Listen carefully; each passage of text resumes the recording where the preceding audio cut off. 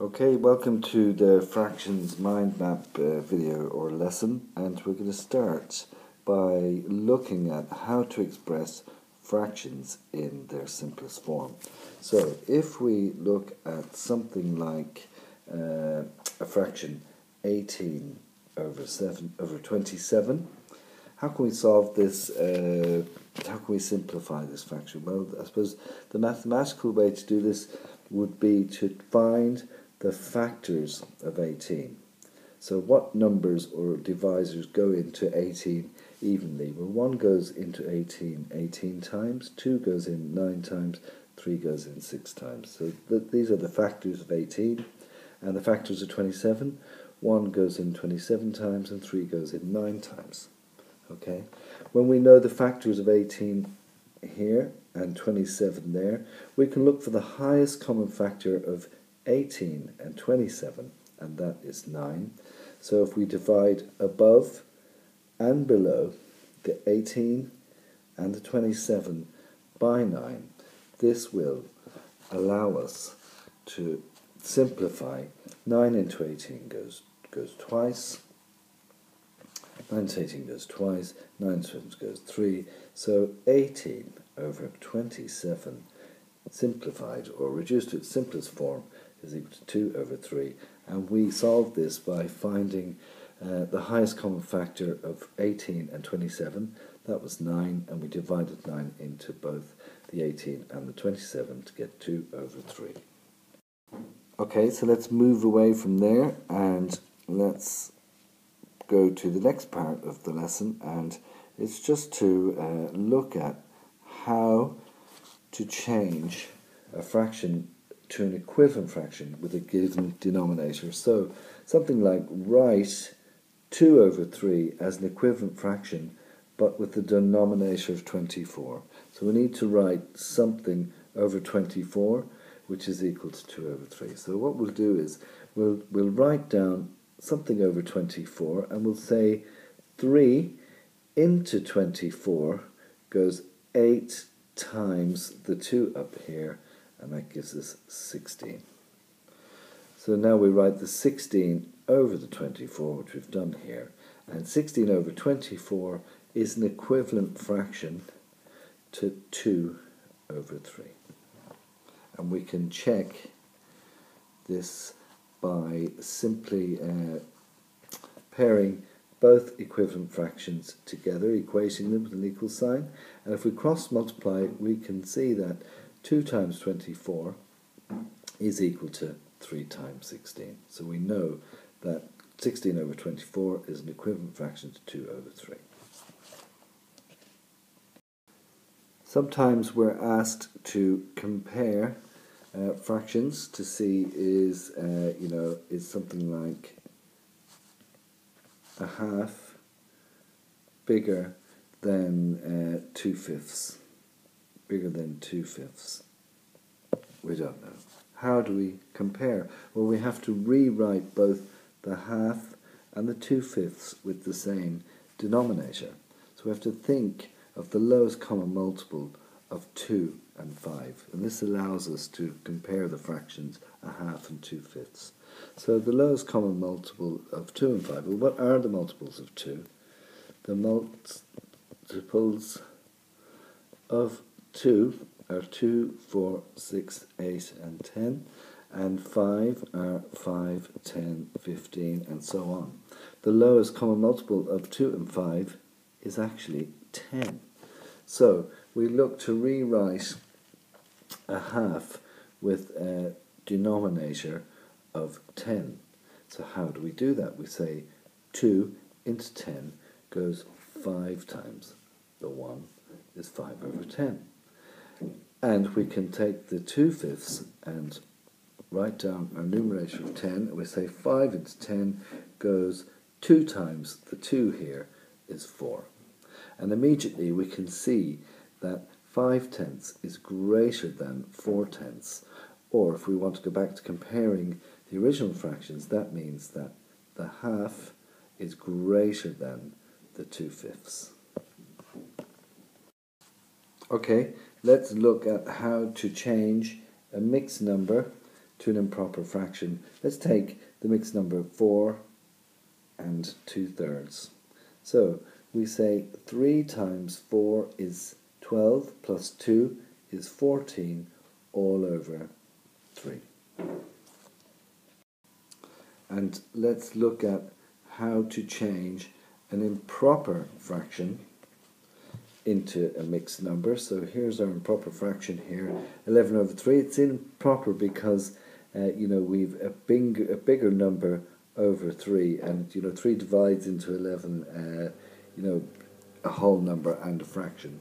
So for this one, we say 3 goes into 11 3 times. Remainder 2, because 3 3s are 9, and 11 minus 9 is 2, all over our original 3. So rewriting the improper fraction 11 over 3 gives us 3 and 2/3. Okay, so we just magnified that screen for you so you can just look at it all at once in your own time. So let's look at adding fractions. Okay, something like 2 over 3 2/3 plus 4 over 5 4/5. Well, how do we solve a problem like this? Well, the mathematical way to do it would be to look for the multiples of 3, the multiples of 5, find the lowest common multiple of 3 and 5, and that's 15. So we rewrite our line and we put 15 underneath, and then I like to look at the number of terms, 1 term, 2 terms, and a plus sign. So for my first term, I'll write a pair of brackets, I'll write the plus sign, and I'll do another pair of brackets there. Okay. Into the first bracket, I'll put the 2, and into the bracket immediately after the plus sign, I'll put the 4, and then I'll say 3 into 15 goes 5 times. Okay. And I'll say 5 into 15 goes 3 times. So therefore I end up with 2 times 5 plus 4 times 3 all over 15. 2 5s are 10, 4 3s are 12 all over 15. 10 plus 12 is 22 all over 15. 15 into 22 goes once, and 7 over 15. To multiply fractions, we simply multiply the top by the top and the bottom by the bottom. Okay, so 3 times 2 is 6, 4 times 5 is 20, and how do we simplify that even further? Well, we can say 2 goes into 6 3 times, and goes into 20 10 times. When we look to divide fractions, then I always say to myself, oh, flip it, because 4/9 divided by 2/3 is the very same as 4/9 times 3 over 2, which is 2/3 flipped over to give 3 over 2. And then we simply carry on as normal, multiplying the top by the top and the bottom by the bottom. But in this example here, we've actually looked for cancellations, where we said 2 goes into 2 once, goes into 4 twice, 3 goes into 3 once, into 9 3 times. So we've actually ended up with 2 over 3 times 1 over 1, and that's 2 over 3. So let's look at how to find fractions of given numbers. So how do we find 2/3 of 60? Well, we simply multiply 2/3 times 60 over 1. 2/3 of 60 is the same as 2/3 times 60. The of is the same as multiply by. So 2 times 60 is 120, 3 ones are 3, so our answer is 40. 2/3 of 60 is 40, which makes sense. 20 and 20 and 20 is 60. 2 of those gives us 40. Okay, so you can try yourself to find 3/8 of 576. You're basically going to say 3 over 8 times 576, and that will solve that one. And if we just look at this fraction problem, which I call fraction stories, in a bag of 56 coloured counters, a quarter are red, 2/7 are blue, the rest are yellow. How many are yellow? Well, we basically have to find a quarter of, or a quarter times 56, 14 red. 2/7 of, or times 56, is 112 over 7, whatever that is, of blue. Okay, and basically you'd add these two values and take them from 56, and that would tell you how many are yellow.